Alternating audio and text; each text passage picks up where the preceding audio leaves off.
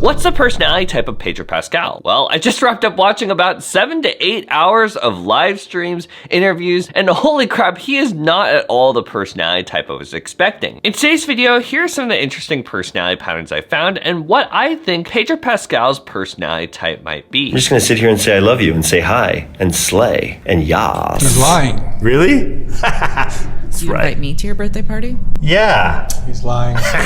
So the first clip I saw of Pedro Pascal, right away I was like, that is probably an EP personality type. It was the way he was very easily blurting things out without thinking about it too much. It's called tilt to live. It was the way he was constantly messing around, inserting some chaos and spontaneity into his interactions all the time, all over the place. Don't do drugs. Nope. Without me. You were different. It actually sort of threw me off the first time I saw Pedro Pascal online, because in his shows I was so used to him playing these very serious characters. I had no idea in real life he had such a playful, boyish energy about him. You don't read this shit. I didn't prepare at all, to be honest with you. I got fired from upwards of 20 to 30 restaurants in New York City within those 7 years. I just kept finding all these examples of Pedro being someone that seemed to get a lot of energy from interacting with the outside world and jumping into things, approaching things in a more open and spontaneous way than some other personality types would naturally be comfortable with. It's basically a 706-page book about death. Moving on, the next personality pattern I really wanted to check for myself was Pedro Pascal. Is he more on the intuitive side or sensing side? How does he like looking at things when he makes connections? What types of things does he tend to bring up, focus on, and highlight naturally? I don't really know how to piece it together or what it actually means. And I guess what I was just doing now is just kind of staring blankly at the mystery of what does it all mean? Pedro Pascal, it turns out, definitely leans more on the intuitive side. The more I dug into it, the more I kept running into fingerprints for extroverted intuition all over the place. Lots of idea jumping, playing around with possibilities, and throwing out intuitive connections in a very fast, open way. And it doesn't taste like, what is this? Caramel, popcorn, childhood, a mother's loving embrace, a German shepherd in the backyard. What is this shit? When he was sharing stories and making conversation, I noticed he kept jumping into abstraction. Well, I only know, I'm really going to take us off track, but I'm able to really ponder what it meant to me as a kid seeing something like that. And it was about everything. It just was so fantastic in concept and in drama. Pedro would very naturally skip over details, not really describing things, not naturally talking about things in a very concrete way. This one's kind of like colorful. It doesn't jump, it creeps. Yeah. Yeah, it's the emergence. Does it fly with Jeff Goldblum? Yeah, classic. And he vomits onto the guy's hand and it just dissolves and disintegrates, and then there's just like this little piece of flesh that's being like, that's my mouth. Yeah. But instead, I noticed over and over again, Pedro Pascal loved to explore more the idea of things. What were you thinking? I was just thinking about the mystery of it, making sense of things and putting it all together and making shape of it so that you can kind of see it and just try to understand all of the events that have led to me just sitting in front of you and talking about it. Different flexible connections, reflections, patterns that would come to mind for him as he was talking, thinking about what things meant to him or thinking back on his past experiences, which, as some of you might know if you've seen my in-depth videos on this on Patreon, are some pretty clear markers for extroverted intuition, that Pedro Pascal is an NP personality type. Okay, so at this point, I felt pretty sure about Pedro Pascal being an ENP personality type. But when it came to sorting out whether Pedro Pascal was more of a thinker or feeler, this is where things actually got quite tricky. If you would have asked me my guess after the first couple clips that I saw of Pedro Pascal, my honest guess would have been that he was an ENFP personality type, because in the first couple clips that I saw of him, he was so expressive, bubbly, animated, and just seemed super, super authentic. My impressions were definitely not that he was a thinker, but instead he definitely seemed like he was probably a feeler. However, even though that definitely was my first impression, I've learned from past experience to be a little extra careful with EP personality types and to double check things. Because something unique about EP personality types is their thinking and feeling sides are always actually quite strong. They tend to do a lot of thinking and feeling at the same time in a way that's not always super clean and straightforward. ENFPs, even though they're feelers, use extroverted thinking, and ENTPs, even though they're thinkers, use extroverted feeling. And so, how can we more confidently tell apart an ENTP from an ENFP? Well, with Pedro Pascal, when I was trying to see if he was actually an ENFP, these were some of the ENFP markers I tried to double check and look out for. Firstly, with ENFPs, because they use introverted feeling, they are naturally extremely conscious of the emotional impact that things have on them. One of their strengths is how good they are at knowing how things feel to them or how things make them feel, to an extent where even when they're trying to be more professional, put together, or diplomatic,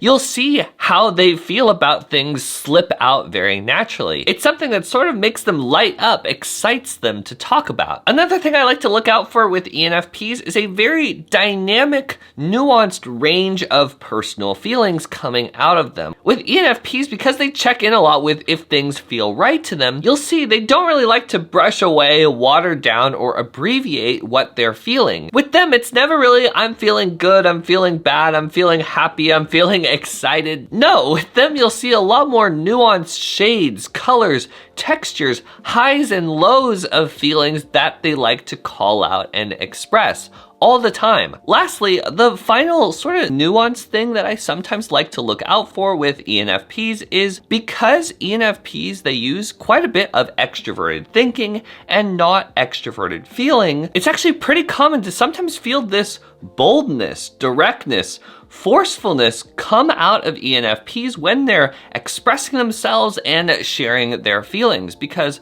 for them, with their introverted feeling and extroverted thinking, they're like, hey, this is just actually how I'm feeling. I'm not gonna fake who I am. I don't even really know how to do that. So here you go. And if things don't perfectly work out, that's sometimes okay. And I know my intentions. If need be, I could just keep being myself and make it work. Okay, so going back to Pedro Pascal, what did I actually see? Did I see convincing, consistent examples of all those things that I just talked about? Actually, no. Not at all. And this really made me do a little double take. The more I double checked how and when Pedro's emotional side would pop up, I was like, wait a second, I don't think that's introverted feeling. The more I tried to find examples of him lighting up to talk about how things feel to him, I found myself coming back empty-handed, quite perplexed and confused. And I was like, wait a second.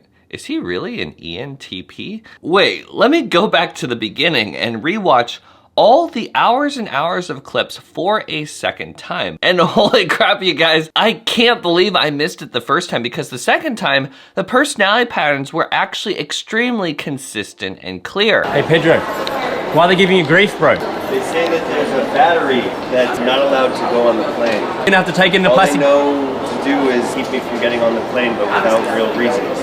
And they can catch on fire, and if they do, you want to see it happening? There's no battery in the bag now. Oh, I thought you said it had a battery. No, it's built to come with a battery, but there is no battery. Okay. Pedro Pascal, when I took a closer look at his default, I noticed he's actually not very emotionally expressive at all. Like in that airport clip, that's a clip of him being genuinely frustrated, but do you see how he's actually being sort of unemotional, actually more on the detached side? Why'd you take the cap off of your coffee? Because What happened? I don't like drinking it with the cap on. But you've been drinking it the whole time with the cap on. Why'd you take it off now? I'm just curious. I don't like the cap Did you on. pour something in there? Watching back the clips, I actually kept finding examples of Pedro being very comfortably unemotional, very unbothered, not very emotionally affected by things, but instead, feelings-wise, he was actually consistently steady. Very collected. And then I moved to New York when I was 18, which is really a city that belongs more to the world. On a set like this, you feel like a little kid in an amusement park, you know? With Pedro Pascal, I couldn't find strong examples of him focusing a lot on how things made him feel. But instead, I noticed his preference was more to talk about his feelings in this more thinky, measured, impersonal way. I had the time of my life. It's a very obvious answer, but it's 100% true. My parents became political refugees when I was just a baby. Wow. Yes, let's get dark about that. Yeah. It's What kind else of do you cool, wanna though. know? My parents. Okay, but what about all those silly internet clips where Pedro's being super expressive, animated, and authentic? Even those, if you take a closer look, what you'll see is those feelings, they're not internally motivated. That's not introverted feeling. Hi, honey. My name's Sherry. Hi, Cherry. Nice to meet you. I adored you on the show. I was so sad when they killed you. And I read the book, so I glad you totally were sad. forgot. And I was like, wait, what's happening? What's happening there? Yeah. In these clips, do you see Pedro Pascal very clearly using extroverted feeling? How much he's focused on how she's feeling, keeping track of her emotional reactions, being more expressive and smiley, extroverting more feeling for her so she can feel more comfortable and good in the social dynamic. This is something that Pedro Pascal does very clearly all the time. Okay, let's do that over again. I was so mesmerized by your deep brown eyes and so handsome. Look at your deep brown eyes. This is making The me answer is I jealous. love Game of Thrones fans, right? Yeah. We're okay. Thank you so much for talking with me. I hope so you're welcome. having a great time. I'm having a great time. Pedro Pascal's feely, expressive side, that's something that he consciously turns on for other people. It's externally motivated. It's something he performs for other people when he feels it makes sense or seems really fun. I could be switching around protecting me. When he wants to get a laugh, make other people feel good, poke around and play around with the social dynamic going on around him, or to harmonize better with the people right in front of him. Pedro Pascal, if you watch back the clips, he's actually extremely agreeable, conscientious, and diplomatic in a way that is undeniably extroverted feeling. And with ENP personality types, if you see them do this much extroverted feeling over and over again, that means they're an ENTP personality type. You know, in MBTI land, I feel like there's a lot of people who think that all ENTPs, they're either like super hyperactive, ADHD, genius, mad scientists, or like crazy prankster trolls that are always messing with other people, or like super disagreeable questioners that are always picking at other people and wanting to get in debates about controversial things. When in reality, there's actually lots and lots of ENTPs that are something completely different, a lot more like Pedro Pascal, and I hope today's video could show you a really awesome example of that. If any of you guys have been feeling really stuck or confused about what your best fit personality type might be, I did want to let you know that my colleague Z and I have been doing some teaching sessions, leading some workshops behind the scenes that have really helped a lot of people out. If a 3-session, very clear, very thorough, interactive program to help you clarify your best fit personality type seems interesting to you, feel free to send me an email or check out the website, link down below in the description. You are the change maker of your own life. Let's think more deeply. I'll see you guys in the next one. Peace, peace. Bye. Is it a lot of pressure being a heartthrob? No. Do you ever look at Instagram accounts devoted to you being a heartthrob when you're feeling down? Yes, I do.